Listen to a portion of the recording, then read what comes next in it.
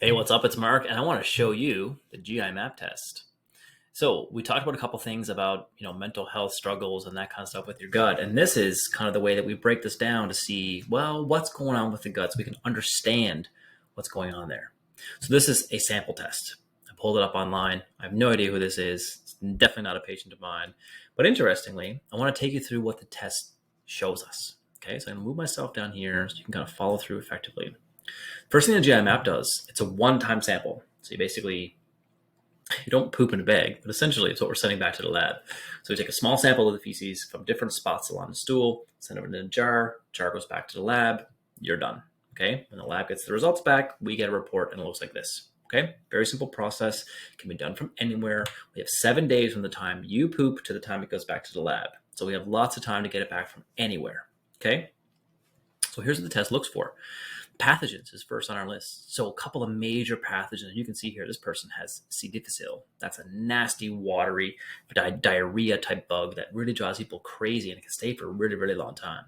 But look at some of these bugs. Campylobacter, again, traveling, you're going to get sick from that. E. coli, Shigella, Salmonella, Yersinia. These guys are nasty little pathogens that cause crazy problems with our bellies. And that's one of those things where if you pick that up from some contaminated water, maybe you had it from when you were traveling, maybe you had it from when you were visiting a farm, whether you got it from a contaminated lake, I don't know. But look, there's a whole bunch of different things that are picked up on the pathogens panel from the GI map. Parasitic pathogens, we got Cryptosporidium, Giardia, we got viral pathogens, adenovirus, norovirus. We got a whole bunch of cool things we can find inside of your intestine on page 1. So if you have something on this stuff needs to go away. This stuff is causing major problems and it needs to go down. In most cases, your doctor has probably found these if you're going to your doctor with symptoms. So the difference is your doctor will also test you for these too if you have these watery diarrhea type presentations. And some of these guys are on the chronic lab tests that we find for diarrhea. That's amazing. Remember, I'm not doing this test to diagnose you with anything. I want to understand what is inside of your intestine so I can change your lifestyle and your habits to fix some of the problems. Right?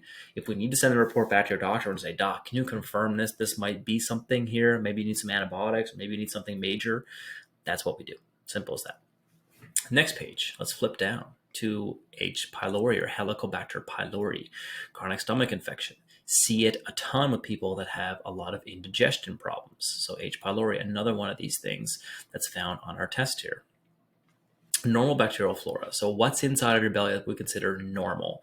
So these guys are all the friendlier types of bacteria. Okay, so we have a whole bunch of lists here on what's friendly inside of your intestine. And we got readings to show us where it's going on. So this person, a couple of highs, a couple of lows, pretty normal kind of case.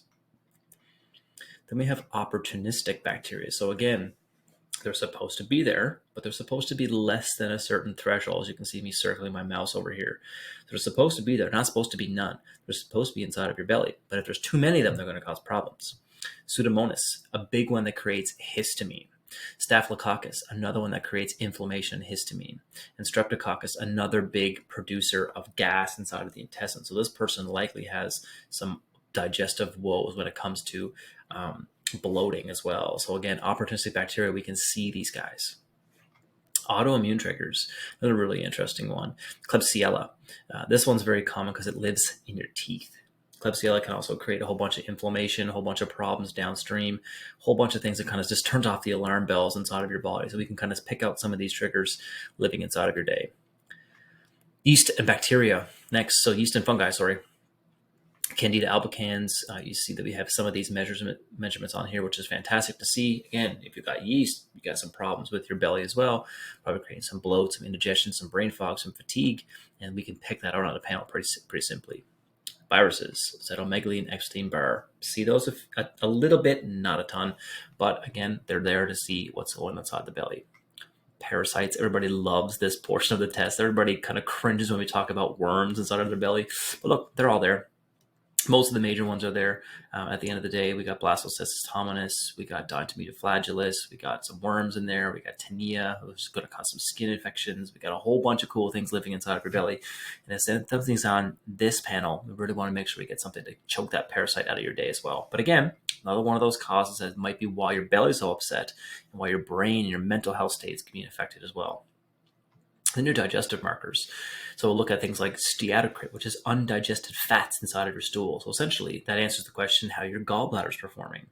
Elastase 1 is a measurement of pancreatic function and stomach acid. So essentially, how are you breaking apart your protein? Is your stomach acidic enough? Do you have enough of that juice to kind of break down those foods that are going to be being digested by your body? Very important to note that.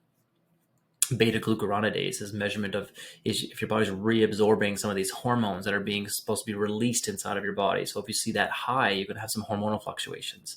That might explain to you how your gut is related to your hormones, which are going to be another topic of conversation in another video coming down the pipeline for you. So just put an asterisk by this video or put a star by it if you want to know more downstream about your hormones. I'm going to do a whole section about hormones. Occult blood. Is your intestine bleeding? It's not supposed to. If it is, we need to find out why and get to work on fixing it.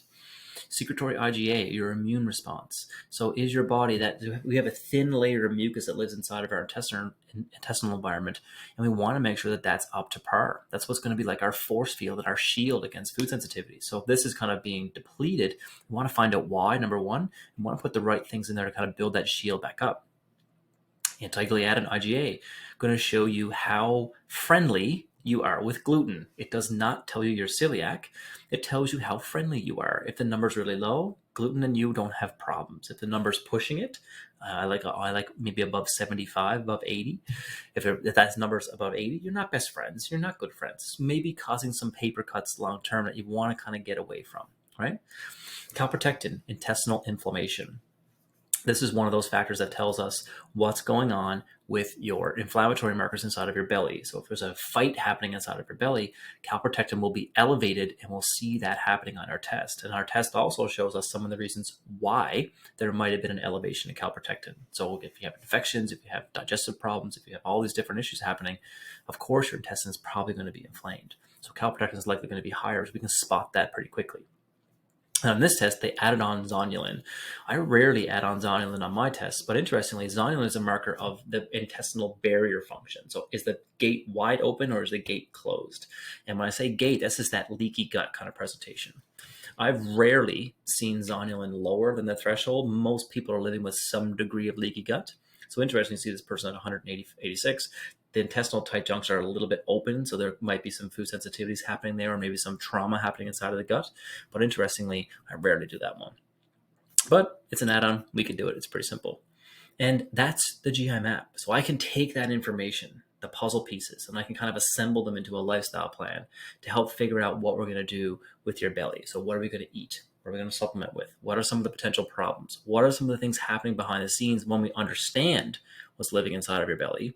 Now we can show that picture and see how we're going to change it to develop it a bit better. So maybe there is a dietary change. Maybe there's a lifestyle change. Maybe there's some probiotics that are needed. Maybe there's some digestive enzymes that are needed. But there's no guesswork now. We can see it, right? And this saves a ton of guesswork, a ton of back and forth, a ton of not knowing what to do. The GI map solves most of those issues. So getting that picture is important, and that might very well be one of the steps that's important for you as well to figure out if your gut is related back to your mental health struggle. If it is, we have strategies to help you fix it. But again, I would rather know what I'm working with than guess my way to that problem. So that's the GI map test. That's how we figure out what's going on. Next, you are going to learn about what foods need to go in your diet and what foods need to go out of your diet generally to help with mental health struggles. See you soon.